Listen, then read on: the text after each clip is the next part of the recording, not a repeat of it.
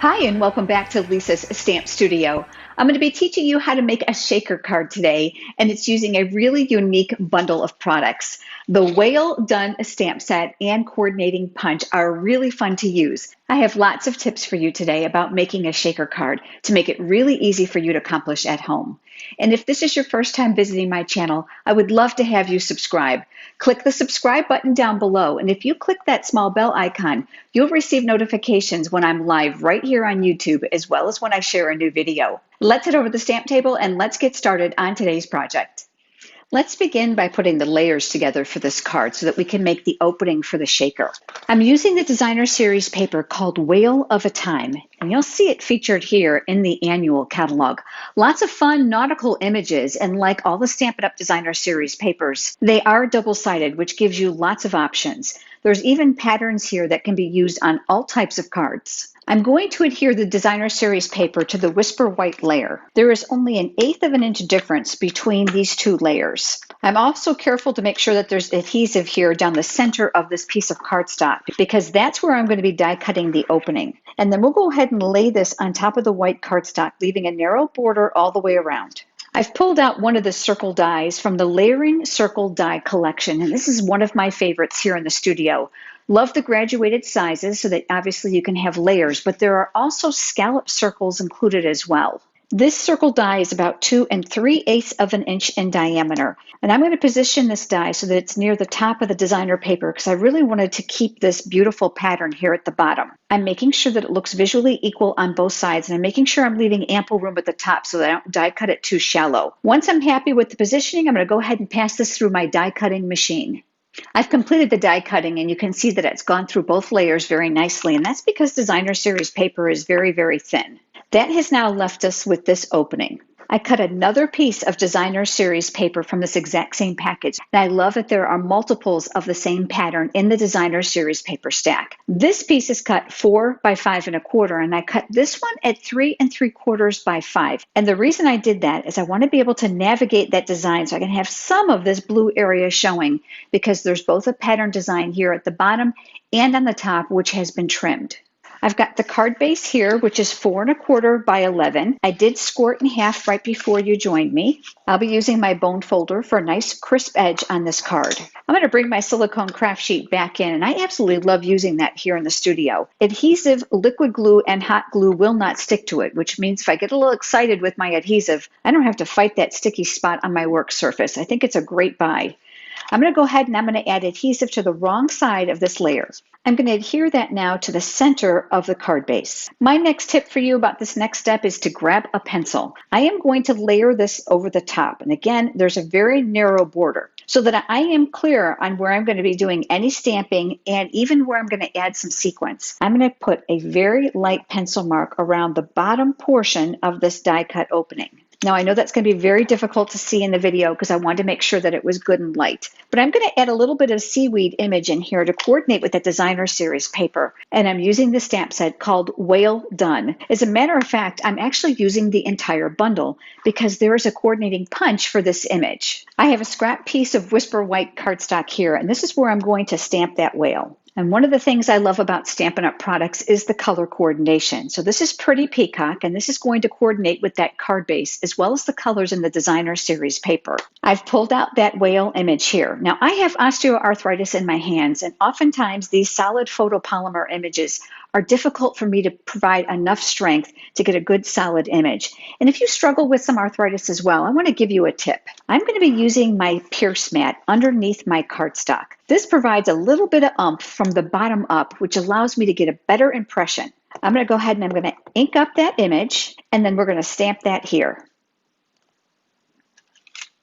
This is where that whale builder punch comes into play. Now, there's some extra pieces on here I want to talk you through, and I also know there's a glare from the lights, and I do apologize for that. These images here are intended to be water from the whale's spout.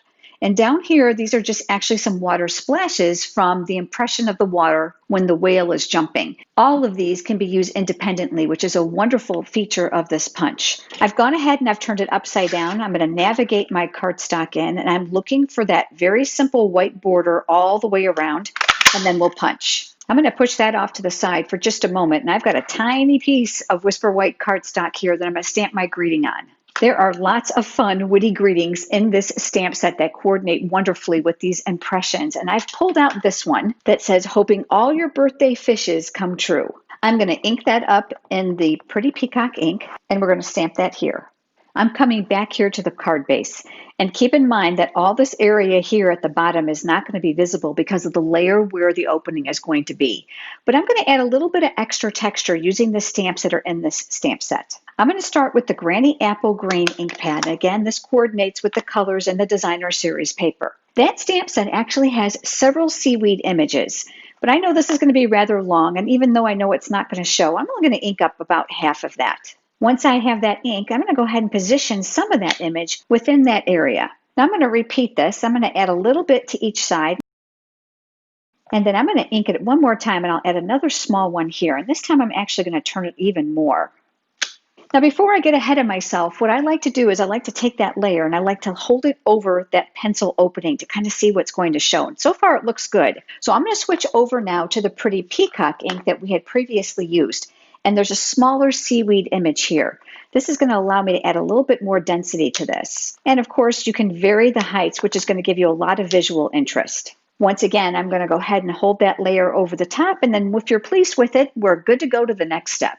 I've gone ahead and I've erased those pencil lines now that I know that my ink is going to dry, just because I want to make sure that it's not going to be visible through the window. Let's work now on the back side of this. Let's flip this over, and we're obviously going to have to add a window here so that the sequins don't fall through. And I've cut myself a piece of acetate. These are called window sheets with Stampin' Up, and this measures 3 1/4 inch square. I'm going to use my silicone craft sheet once again, and this time what I'm going to do is I'm going to add adhesive around that window.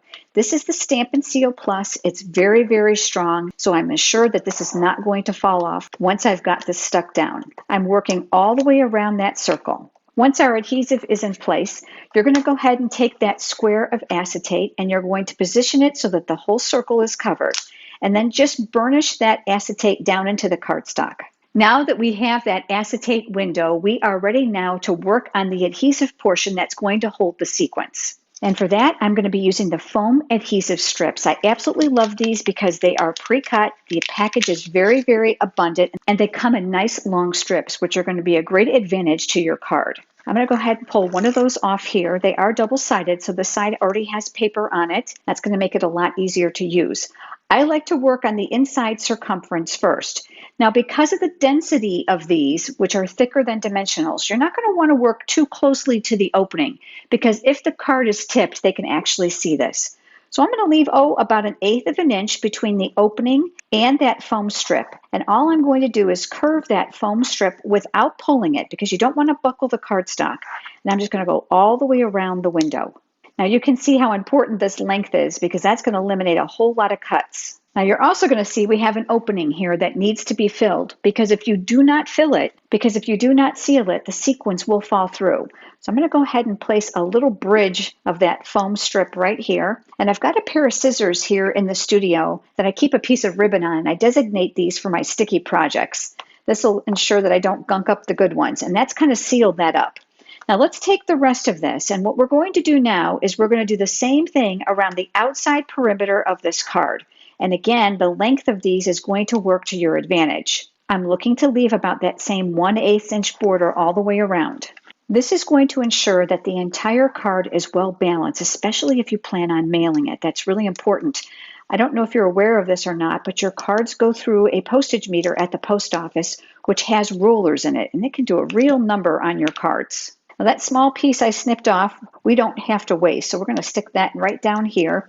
And then I'm going to put a little bit here just to provide a little bit of extra support. So I'm going to cut myself a small piece here, and then we're going to add that here at the bottom. Now that this is all secure and this is sealed, we are ready to add our sequins, and they actually get placed here. The Whale of a Time sequin assortment is absolutely perfect for this. In addition to the gorgeous colors, there are small sequins in here that look like seashells. So I'm going to pinch and put a pile right inside the center of that circle.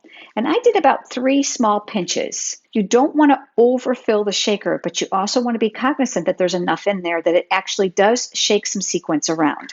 My Take Your Pick tool is a very handy little accessory here in the studio. There's a putty tip on this end, which helps me to pick up those little stray sequins, and I can just put them right back in my pile. The other end of this tool has interchangeable pieces. This is a paper piercing tool attachment. There's a spatula on the other end.